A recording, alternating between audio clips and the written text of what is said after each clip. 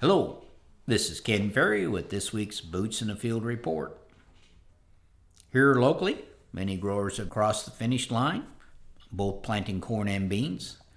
Some guys are finishing up on seed corn and a few are still replanting.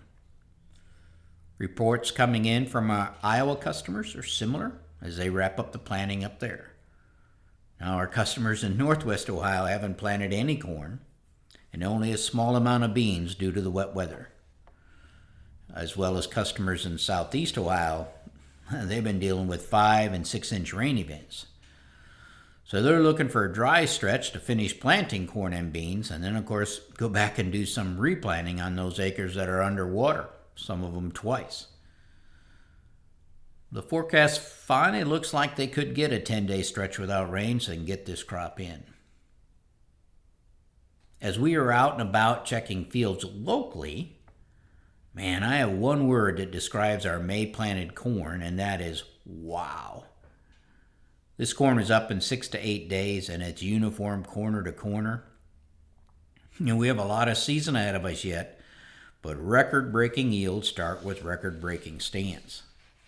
I expect to see A+ ear count ratings across a lot of acres.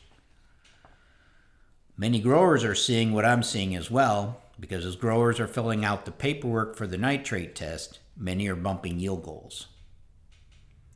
We have a lot more nitrate sampling to do, but the early batches coming in looks good. The nitrates indicate a pretty nitrogen-friendly year at this point.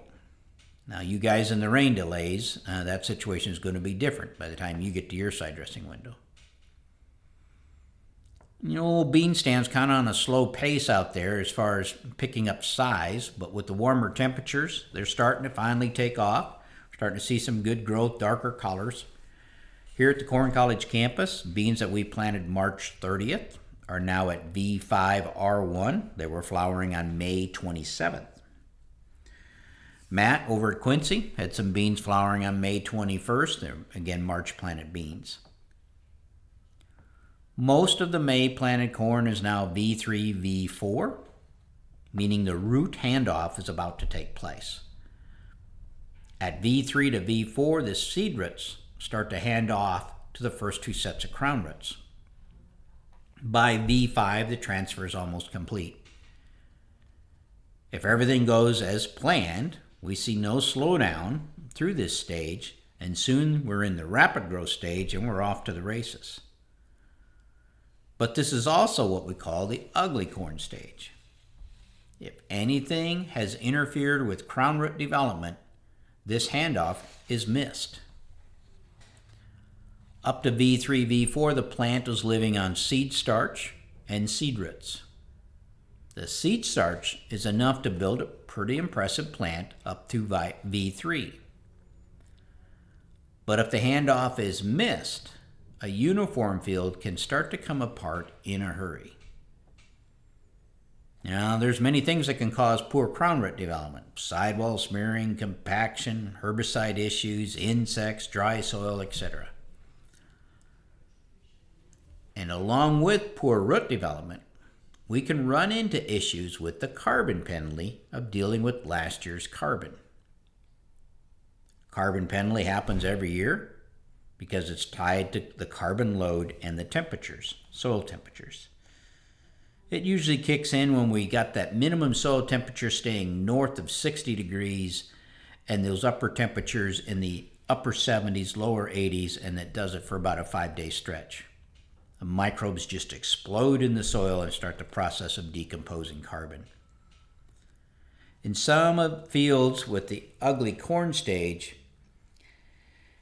is underway, and I expect the carbon penalty to start kicking in next week when these temperatures rise. So you have the ugly corn phase of crown root issues, and then if you compound that with a carbon penalty, it can make for some pretty tough looking stuff.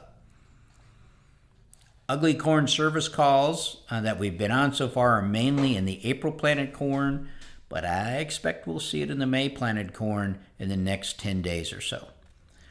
We'll see some wheel track issues, compaction issues, and those sins of spring will start to show up in that ugly corn phase. I do anticipate somewhat stronger than normal carbon penalty, here locally anyway, in our corn-on-corn fields. And this is due to the low amount of stalk breakdown that we got through the fall and the winter. For the pest teams, as you scout these fields that are in the ugly corn syndrome, it's important to identify whether it's poor crown development or nitrogen shortage due to carbon penalty, or maybe a combination of both. If it's an N deficiency due to carbon penalty, there's not much you can do, but maybe move up your side dressing timing. Now again, banding closer to the base of the plant, if you can pick up some stem water or a little bit of rain, that will help speed that process up of bringing it back green. If this shows up to be a problem consistently, you need to rethink your 4R program when it comes to nitrogen. Some of the issues we're dealing with are caused by guys switching to fall-applied anhydrous for cost savings, and we all need those, but didn't hold enough N back to pay the carbon penalty, while the roots are trying to get deep enough to find that anhydrous band. Now, of course, this is a bigger issue in corn-on-corn fields that are dealing with a much steeper carbon penalty. If crown root development is poor, try to diagnose the issue, what's causing it. If poor development is due to, let's say, sidewall smearing or dry surface soil, giving you the rootless corn syndrome, you may consider row crop cultivating as soon as you can get through and roll some soil around the base of that plant. This will stimulate crown roots and brace roots to trigger quicker. Now, soybeans can get caught in the carbon penalty as well if they're smaller than that V3, V4 size. They don't produce much nitrogen until they're in that V4 range. Older beans will roll right through it without any trouble, but the last planted beans could stall out in that carbon penalty, and it could take a couple weeks to get them back going again. As we go through the ugly corn stage, I'm concerned we could see some of last year's herbicides show up. As dry as we were in some areas, last year's herbicide carrying over is a concern. Cultivating in this situation rarely helps. Many operations are full steam at the side dress pass. As I've said, it looks like a nitrogen-friendly season here locally at this point, but don't forget, if you made adjustments to your nutrient plan, the checkbook needs to be balanced at side dressing. I've had a couple of calls where growers are calling in surprised that we had bumped their side dress rates 30 to 60 pounds from the original side dress plan. But in the nitrate sheet, they indicated no dry fertilizer in the fall as ever got applied, and they bumped their yield goals 20 or 25 bushel. Both of those will kick up the original side dress plan. If you're not planning on pulling nitrates, be sure to look over your nutrient plan if you've changed it or you've raised that yield goal. We'll need to adjust those rates for you, especially if you're running variable rate nitrogen. Starting to see activity from cutworm, stalk borer, and wireworm. Scouts, stay on top of those. Especially watch those no-till cover crop fields. Cutworm are too easy to kill, but let them knock out our fantastic stands. Summer testing crews are pushing hard at the summer sampling. If you haven't sent in your summer sampling needs, let's get that done. It's much more efficient if we can clean up those acres when our crew members are in your area.